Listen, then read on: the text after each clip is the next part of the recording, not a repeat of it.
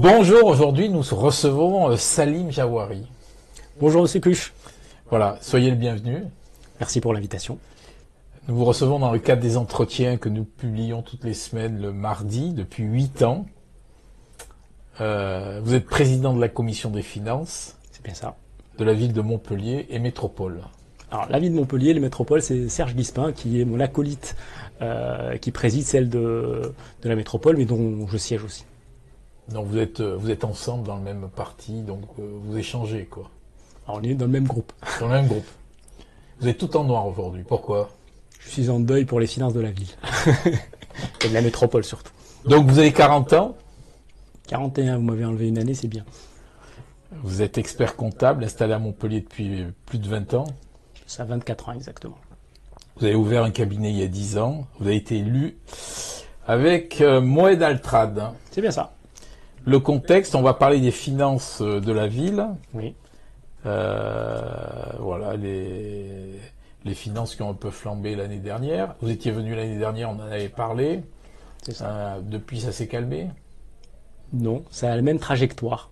Trajectoire de dépenses sans frein. On en parlera tout le long de cet entretien. Voilà, donc avant la une du numéro 1092, donc Montpellier, métropole, chronique d'une fracture amorcée. Stéphane Champé, maire du Crest, vice-président de l'aménagement du territoire.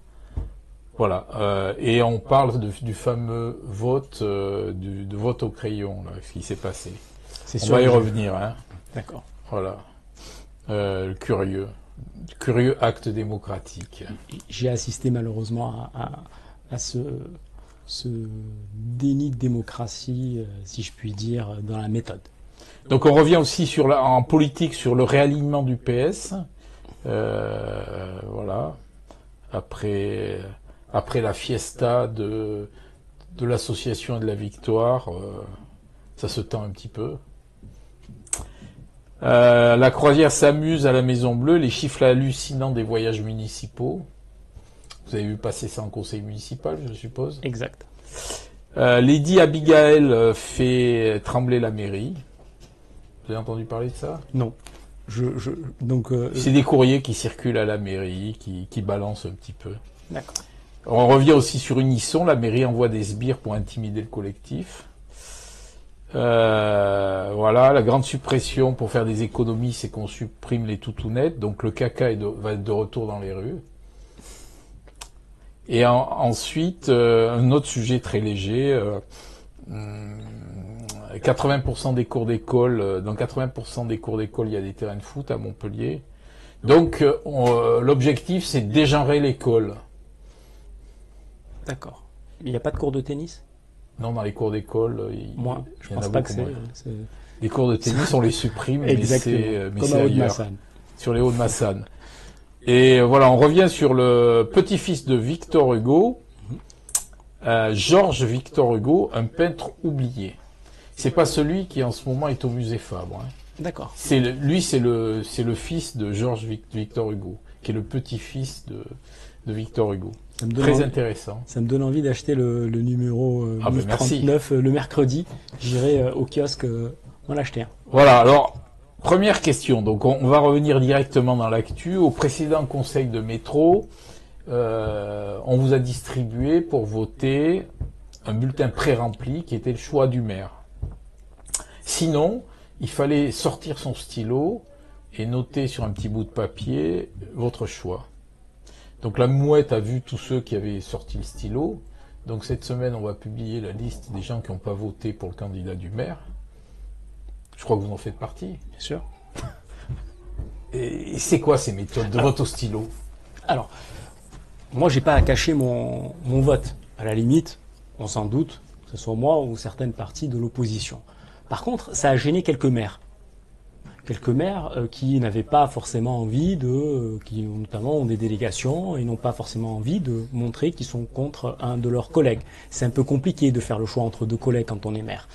Et j'ai été étonné au moment du vote de n'avoir qu'une enveloppe avec le nom de Monsieur Champé, hein, qui est quelqu'un qui est un bon maire, hein, un bon maire du Crest, etc. On n'a pas de problème spécialement avec lui, sauf que nous, on l'avait reçu une espèce de profession de foi de la part du maire de Saint-Jean-de-Védas, Rio, et qui nous expliquait pourquoi il voulait devenir vice-président. Et alors on a fait le choix, puisqu'on avait une explication, il n'y a pas eu d'explication, de faire ce choix-là, de voter pour Monsieur Rio sans avoir rien contre Monsieur Champé. Sauf que ça, c'est un peu plus délicat quand il s'agit de collègues maires. Donc ça a faussé peut-être le fait qu'on sache, ce n'est plus un vote caché, puisqu'à la base ça devait être un vote caché, que les autres maires sortent le stylo, ça montrait bien qu'ils étaient contre leurs collègues. Donc c'est un peu plus embêtant pour eux, si je puis dire. D'accord. Nous vous avions reçu il y a 1 an, où vous avez annoncé l'emprunt de 3 milliards. Depuis, aucun média n'en a parlé. L'argent est-il tabou?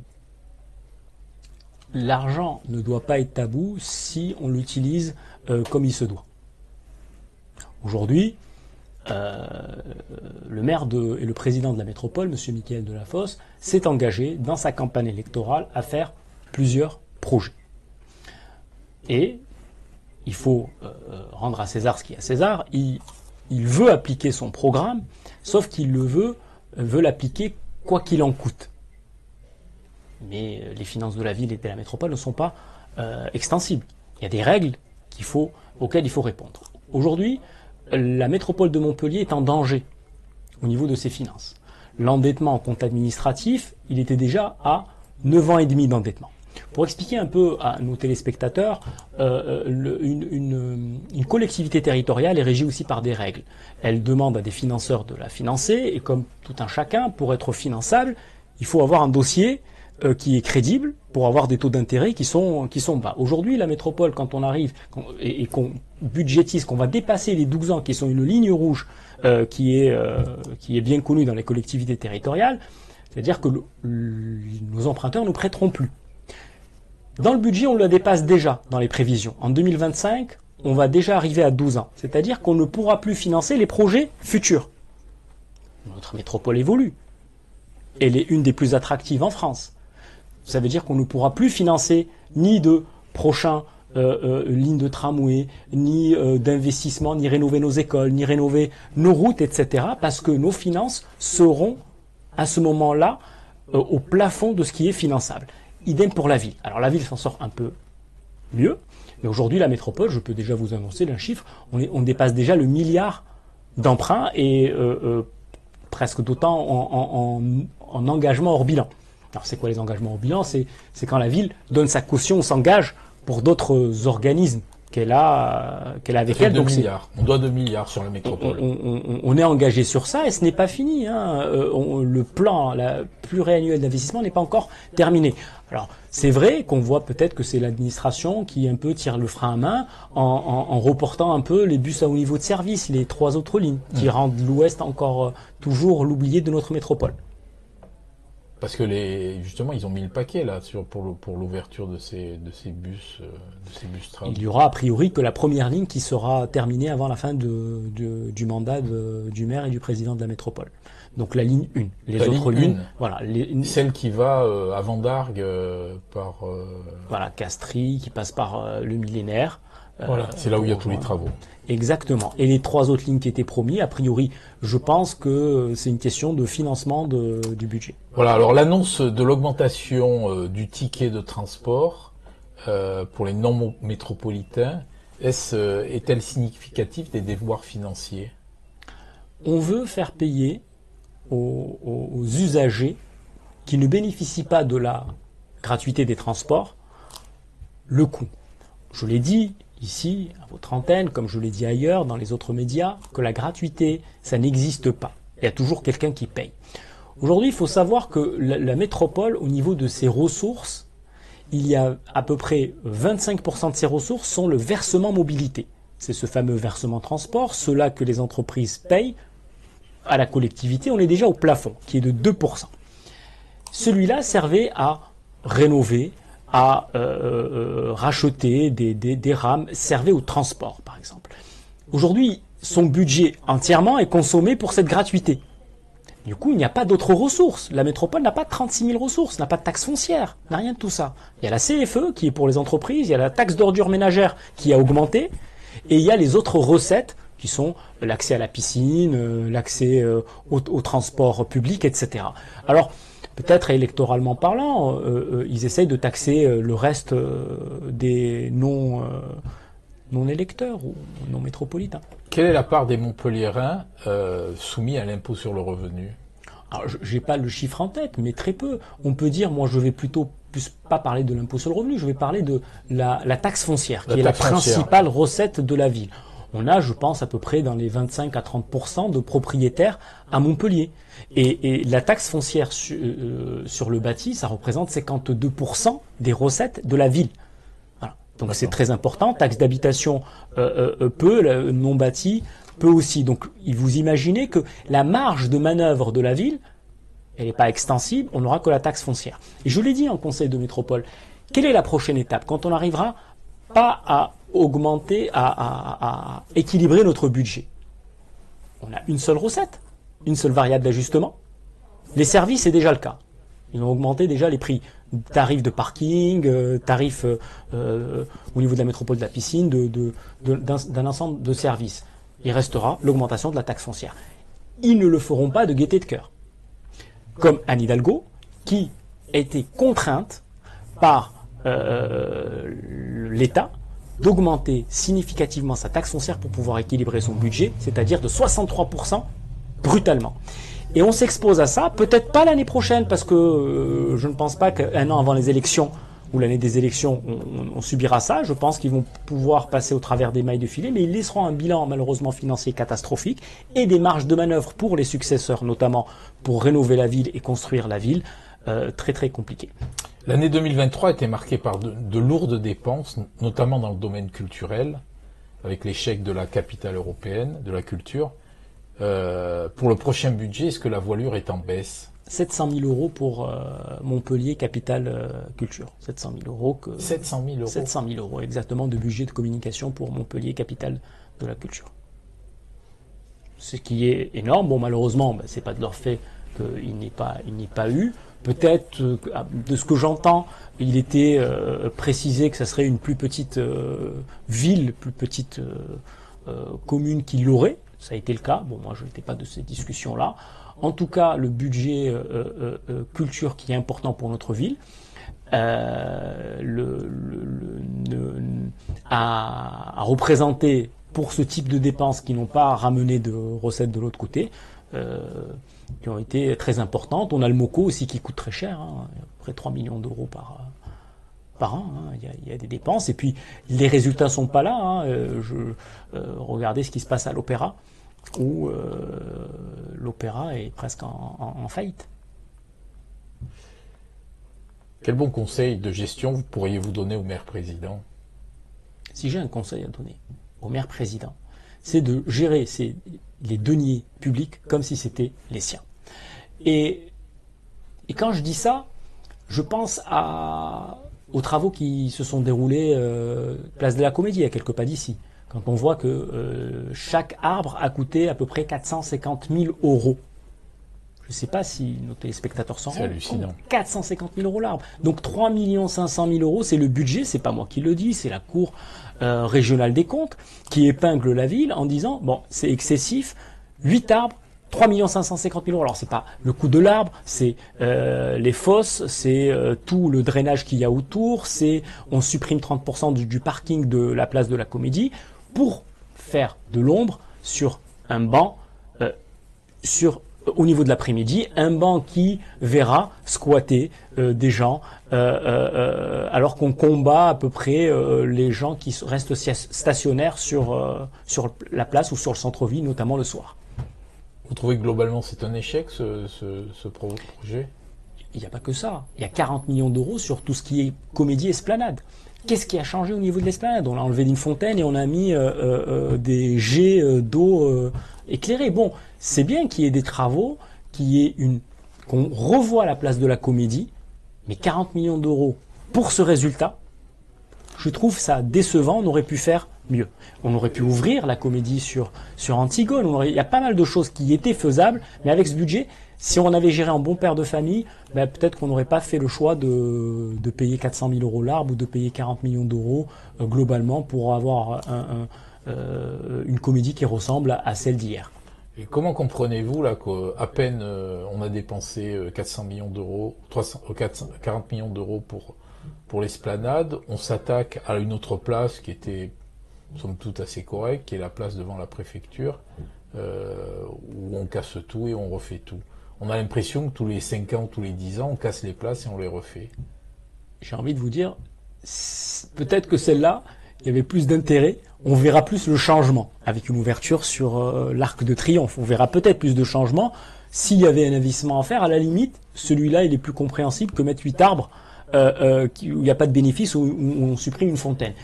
Quand on a l'argent, il n'y a pas de problème. On peut, comme chef de famille, on peut partir en vacances, je ne sais où. Mais quand les finances sont compliquées, il y a des choix à faire. Gouverner, c'est choisir. Choisir, c'est renoncer. On renonce aux investissements qui ne sont pas importants et surtout ceux qui ne rapportent pas d'argent, ne rapportent pas de recettes. Regardez, on a racheté ce qu'on appelait le quick de la comédie. Oui, ça. On a quand même racheté, fait une préemption à 500 000 euros le fonds de commerce, pas les murs. Je sais. On paye à peu près, en tout cas on a signé 20 000 euros de loyer à peu près mensuellement parlant, pour le mettre à disposition de certaines start-up du coin à un loyer modéré. En même temps, nous vendons un bâtiment haussmannien, rue Maguelone, à 3 500 000 euros, à quelques pas de ça. Les murs. Qu'est-ce qui va se passer? Demain, on aura un commerçant qui va venir acheter, ça va pas nous plaire, et on va faire un droit de préemption et on va louer au propriétaire. C'est pas ça la bonne gestion. Qu'on veuille sécuriser le champ, le périmètre de commerce et choisir quel commerçant s'installe sur la place de la Comédie et sur le centre-ville, je l'entends. Mais on jette pas son argent et on trouve un repreneur. Ça fait 2 ans, la mairie n'a pas trouvé un repreneur comme elle le veut. Ça, c'est un énorme scandale. La mairie paye 20 000 euros tous les mois à M. Salerno pour un local qui est vide. Elle le met à disposition, je ne sais pas si c'est gratuit, mais pour des sociétés éphémères. Pour des sociétés... J'aurais entendu que la mairie préempte à 500 000 euros, trouve un acquéreur par rapport à un projet qui va à la ville, qui est en adéquation avec le centre-ville de Montpellier, avec un prix, avec les 500 000 euros et avec le loyer qui va avec. Mais aujourd'hui, 2 ans, force est de constater qu'on a peut-être dépensé dans ce commerce-là 1 million d'euros entre les loyers et le commerce. Et en même temps, on a besoin d'argent. On se sépare pour 3,5 millions d'un bâtiment.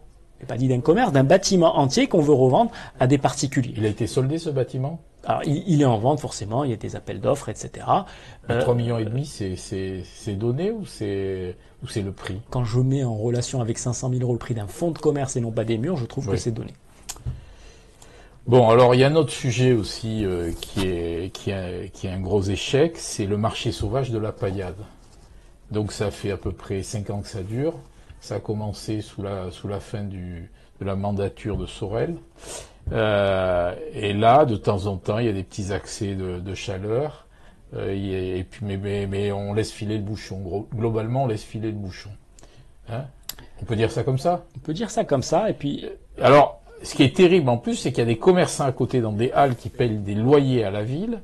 Et au dernier conseil municipal, donc on a vu un élu qui rachète le fonds de commerce du commerçant parce que il part à la retraite. Donc on laisse un marché sauvage et puis de notre côté, l'argent public est utilisé pour le rachat de fonds de commerce. Parce que personne maintenant ne va acheter un fonds de commerce dans ces halles. Ce Cuche, vous savez que j'avais déjà alerté fin 2020, début 2021, en recevant le collectif de commerçants du quartier. On avait fait une conférence de presse, vous avez assisté, comme les médias locaux. Nous avions alerté la préfecture, la ville. Tout le monde nous a promis qu'ils allaient faire les actions nécessaires pour faire cesser ce marché sauvage illégal. Il y a des actions policières qui ont été entreprises avec des fois des descentes d'une centaine de policiers, de douanes, etc. il y a souvent la police municipale qui vient là-bas. Mais pour saisir quelques tonnes de marchandises qu'on va donner à la banque alimentaire, ça ne change rien puisque le lendemain, les gens sont là. Donc j'avais proposé qu'il y ait des actions qui sont pérennes, notamment la mise en place de mobilier urbain, notamment revoir dans le cadre des projets d'ANRU et de la démolition de la tour d'Assas comment pérenniser la sécurité du périmètre, mais aussi avec les postes de police municipale mobile, en laisser un sur place stationnaire le matin pour que les gens ne s'installent pas. Rien de cela n'a été fait. Alors, j'ai interpellé le maire lors du dernier conseil municipal pour dire, ben voilà, 4 ans après, qu'en est-il? Malheureusement, c'est un constat d'échec. Ils ont essayé de faire, mais en tout cas, la méthode n'est sûrement pas la bonne parce qu'ils sont toujours installés là. Et comme vous le dites, il y a l'emplacement, je pense que c'est l'emplacement 20, c'était un caviste qui était dans les halles des 4 saisons, qui n'arrivait pas à vendre. Mais bien sûr qu'ils n'arrivent pas à vendre, puisque les gens, il y a une diminution de l'attractivité au niveau de ces halles-là. Et c'est vrai que la bizarrerie, c'est que l'adjoint au commerce répond que c'est parce que le commerçant mérite une retraite paisible, que la mairie lui rachète son emplacement pour 28 000 euros. Donc bon, après je ne suis pas juriste pour savoir est-ce que c'est un argument légal de préempter un fonds de commerce ou pas.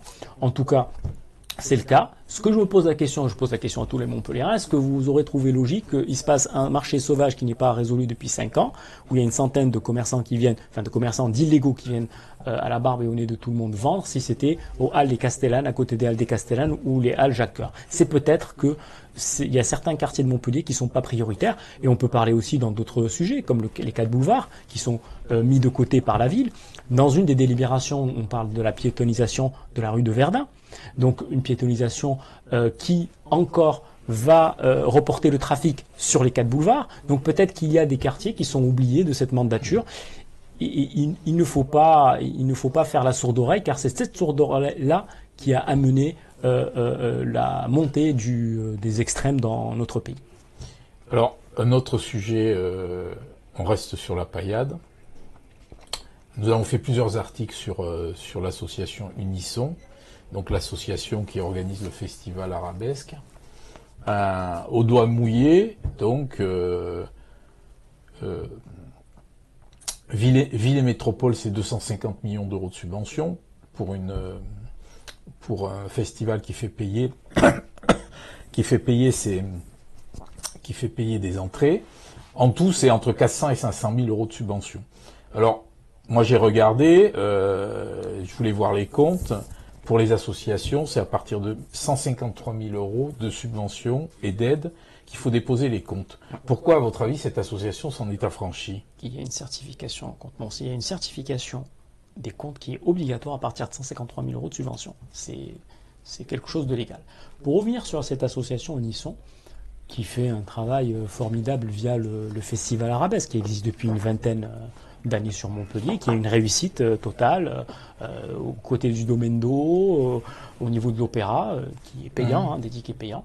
C'est vrai que ces temps-ci, elle fait un peu parler, notamment ça a commencé par les terrains de tennis, au niveau de Aude-Massane, où on se dit, j'ai rien vu de concret, que la ville donnerait ou céderait ces terrains de tennis pour que cette association puisse construire. Il y a une mise en concurrence de 3 projets aujourd'hui sur ces terrains de tennis. Voilà. Ce qui est dommage, parce qu'un terrain de tennis, ça concourt comme la culture à l'intégration, à l'émancipation. Le tennis, c'est un sport qui doit être populaire, c'est dans un quartier qui est quartier prioritaire de la ville. Donc c'est dommage qu'on en arrive là. Et puis d'un autre côté, vous mettez l'accent sur quelque chose, c'est-à-dire ces subventions. À la métropole, il me semble qu'on dépasse les 200 et quelques mille euros de subventions pour ce festival-là. Et à la ville, on est à un peu plus de 50 000 euros sur le fonctionnement. Pour être plus compréhensible, le club de rugby, par exemple, de Montpellier, le MHR, perçoit par la ville de Montpellier, pareil, à peu près une enveloppe de 50 000 euros pour les frais de fonctionnement. Pareil pour le MHSC, notre club de foot qui est cher à notre cœur. Au niveau de la métropole, on est à peu près dans les un peu plus de 500 000 euros pour le club de rugby et un peu plus de 500 000 euros pour le club de foot. Ces clubs-là font briller notre ville, il y a de la communication qui tournent autour. Vous avez vu que le frais de fonctionnement, il n'est que de 50 000 euros. Alors, comment ça se fait que cette association-là obtient autant de subventions, qui est par rapport aux autres associations, il y a un fossé, hein, je peux vous dire, si on est à peu près à 2 200 000 euros de subventions au niveau de la ville pour le secteur culturel. Pourquoi ils ont autant? Je ne peux vous dire, il faut que vous fassiez votre travail de journaliste pour en savoir plus. En tout cas, c'est une interrogation. Mais pour revenir sur les comptes, effectivement, c'est une obligation de la des 53 000 de déposer ces comptes. Alors, Renaud Calvat préfère, au niveau des finances, là, il préfère voir la bouteille à moitié pleine plutôt que la bouteille à moitié vide. Philippe Sorel, lui, écrit au préfet, agite le drapeau rouge d'une potentielle mise sous tutelle. Est-ce que vous conseilleriez à Renaud Calvat de repasser ses diplômes de comptabilité? Non, je n'oserais. Monsieur Calvat est dans... Monsieur Calvat vous pouvez oser ici. Hein. Ah, je pense que Monsieur Calvat est dans son rôle de vice-président aux finances. S'il dirait que nos finances sont dans la catastrophe, ça affolerait tout le monde, même nos prêteurs. Bon. Une fois qu'on a dit ça, les comptes de la métropole ne s'arrangent pas plus. La seule marge de manœuvre de la métropole, au-delà d'augmenter les services, c'est aussi de faire augmenter les AC, les attributions de compensation aux villes de la métropole et notamment Montpellier. Donc c'est eux qui financent cette métropole. Et d'ailleurs, ça a commencé en demandant à tous les villages de la métropole et Montpellier de revoir leur copie de manière rétroactive, sur toutes les années d'avant, de compenser le coût de la réfection de la voirie. Donc c'est indirectement, on essaie de récupérer cette fiscalité. Et demain, c'est la taxe foncière de l'ensemble des villages et de la ville de Montpellier qui sera amenée à augmenter pour qu'il y ait des compensations qui sont un peu plus équilibrées. On a la taxe d'ordures ménagères qui augmente. On a une gestion des déchets qui, sous le coût du zéro déchet, parce que c'est ça, politique de zéro déchet, mais quelque part, c'est surtout minimisation du taux du coût des déchets. Notre collecte diminue, la taxe d'ordures ménagères augmente, la ville elle est plus sale, nos villages dans les métropoles sont plus sales. Sont moins ramassés. Exactement, c'est-à-dire plus sales. Les parcs d'activités économiques se retrouvent du jour au lendemain par un communiqué le 28 février 2024 à l'ensemble de certaines zones d'activité économique, notamment Saint-Jean-de-Védas. On leur demande de s'occuper de manière autonome de leur gestion de déchets, de manière brutale, pour un mois après, et puis avec un planning qui est assez avancé. Est-ce qu'on peut dire que la politique zéro déchet est un échec? C'est pas moi qui le dis, c'est l'ancien vice-président à la gestion des déchets, Monsieur François Vasquez, qui le dit à longueur de journée, qu'il a été un peu utilisé par la majorité actuelle pour dire qu'il y avait pour expliquer qu'il y avait une politique zéro déchet. Vous le confirmez? Moi, ce que je confirme, c'est l'augmentation de la taxe d'ordures ménagères et de l'autre côté, une baisse des services. Et on nous demande de voter pour un CSR. Donc, les spécialistes disent que ce n'est pas bon, que on est déjà passé après, enfin, dans les technologies qui sont après CSR, et que ça crée de gros couacs. Alors, le nouveau vice-président a une double casquette, Monsieur René Révol. Et les filles nous dit que non, continue dans la même... moi j'ai envie de croire Monsieur Vasquez qui est le spécialiste de ce domaine-là et qui a lâché, qui a démissionné car il n'avait pas les moyens de mener à bien cette politique. Alors oui, le scandale là, des entreprises donc, qui payent la CFE, qui pour leurs ordures devront solliciter des prestataires privés. Exact. Donc vous allez demander à Michael Delafosse en conseil de métropole de revoir sa copie concernant la suppression de la collecte de déchets dans les zones d'activité économique. L'a-t-il fait? Alors non seulement il l'a pas fait, mais la bizarrerie c'est qu'on demande à des gens de gérer de manière autonome leurs déchets. Dont acte. Mais continuer à payer la taxe d'enlèvement d'ordures ménagères. C'est hallucinant. Alors, bon, c'est vrai qu'elle est liée à un impôt local direct qui est la taxe foncière. C'est dépendant, mais qu'on fasse des aménagements pour eux, au moins avec ce qu'ils payent pour diminuer la facture. Ils n'ont même pas eu le temps de se regrouper pour faire des appels d'offres Ils se retrouvent à la merci des prestataires qui leur donnent des fois des factures à 20 000 euros pour pouvoir enlever leurs collègues. Je ne suis pas contre que l'activité économique gère elle-même, mais selon un planning, leur laisser le temps. Et ça, c'est parce que ils ont besoin d'argent. Donc tout est bon pour rééquilibrer les comptes. Si on peut déléguer une partie de son budget, c'est normal de ne pas hésiter à le faire.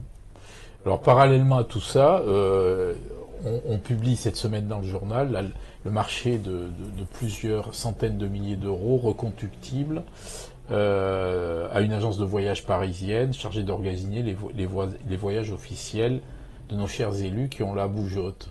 Ils n'auraient pas pu trouver une agence dans le coin, là? Pas que ça, il y a aussi la veille de presse, la veille documentaire. Ah oui, la veille de presse, oui. Qui avait... Il y a tellement de choses. On en parle aussi cette semaine. D'accord. Les 775 000 euros de veille informationnelle. Voilà, pendant qu'ils font des procès à la Glorieuse, ils dépensent 700 000 euros. Journal local qui paye une dizaine de journalistes et de dessinateurs de presse locaux. Ils prennent pour 750 000 euros une agence de presse pour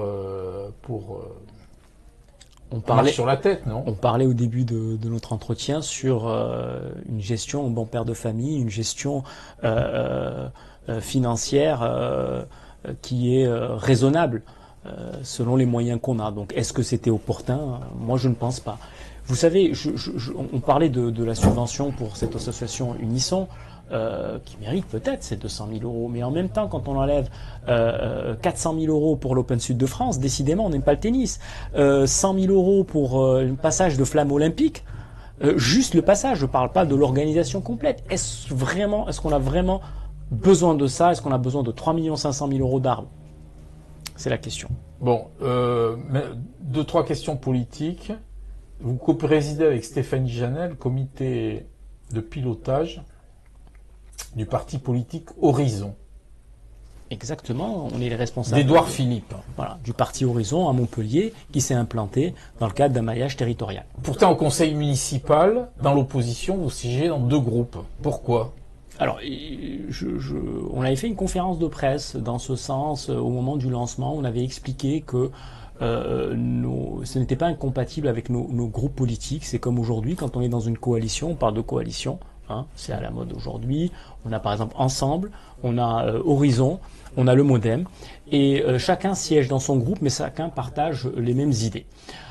Aujourd'hui, si je puis vous me donner l'occasion de parler de Horizon, Horizon qui s'est implanté aujourd'hui sur Montpellier, comme dans 23 autres communes de notre département. C'est implanté en force. On est le deuxième département en France où il y a le plus de comités Horizon, sous la houlette de Jean-François Audrin, le maire de Saint-Georges-d'Orques, qui s'occupe de tout ça. On est aujourd'hui la seule force politique censée dans notre ville. Les Républicains, ils n'existent plus. De l'aveu même de leurs responsables, où disaient qu'ils n'arrivaient même pas à trouver des candidats pour les législatives. Le Parti socialiste aujourd'hui marche sur la tête.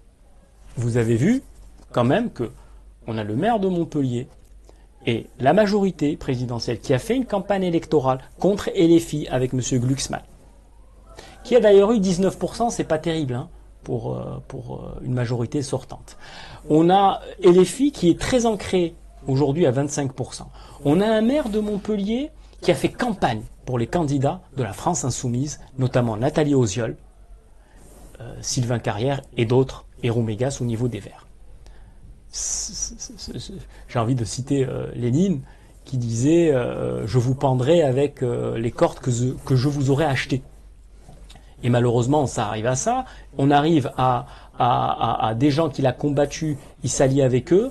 Lui qui faisait des manifestations pour soutenir Israël et les otages israéliens, il se retrouve à faire alliance avec des gens dont Rima Hassan fait partie, avec des antisémites, avec des gens fichés S. Comment voulez-vous que les lecteurs se retrouvent là-dedans? Vous trouvez que ça sonne faux? Non seulement ça sonne faux, mais ça décrédibilise la parole politique. C'est la seule parole politique qui peut y avoir aujourd'hui de sensé, des gens raisonnables qui ne sont pas dans les extrêmes. C'est nous, c'est le Parti Horizon, c'est le bloc central. Alors, revenons à Stéphanie Janet. Elle a récemment été exclue du groupe d'opposition de Philippe Sorel.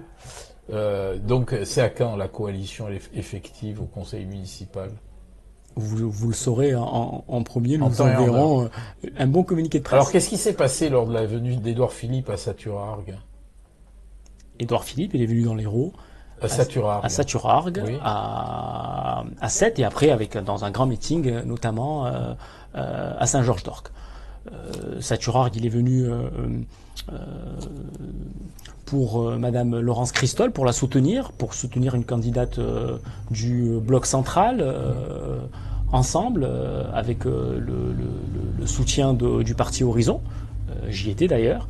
Sète, pareil, pour faire un peu le tour de tout notre territoire. Il est parti rencontrer les électeurs à Sète et les adhérents non seulement d'Horizon, mais aussi tous les gens de notre sensibilité, et pour clore le tout avec un très beau meeting à Saint-Georges-d'Orc, avec le reste des candidats. J'ai l'impression là qu'il y a une bagarre larvée entre Jean-Pierre Grand et Audrin pour le leadership d'Horizon. Et on dirait que Jean-Pierre Grand essaye de se placer. Voilà, dans une sorte de migration de parti en parti. Quel est votre regard là-dessus? Mon regard, c'est que Jean-Pierre Grand est aujourd'hui le seul parlementaire du bloc central de notre département. C'est notre sénateur Jean-Pierre Grand est adhérent Horizon et fait partie du groupe Horizon au niveau de l'Assemblée nationale, notamment du Sénat. Jean-François Audrin, lui, est le responsable départemental du parti Horizon. Les deux sont essentiels pour l'ancrage territorial de notre parti. Il n'y a pas de problème de leadership.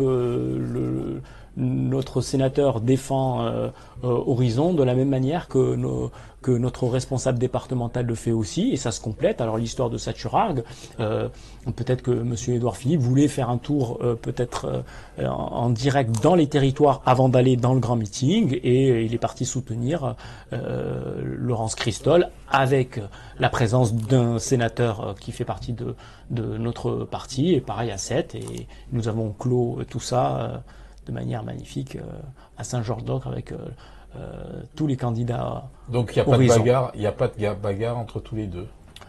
Rassurez-nous. On vous rassure, on est tous là pour proposer une offre politique autre que les extrêmes à Montpellier, une sensée, celle des gens modérés, celle du bloc central. Très bien, je vous remercie pour la qualité de cet entretien. Je vous souhaite une belle journée. Merci à vous de l'invitation, et merci de veiller sur les finances de notre ville et de notre métropole. Oui.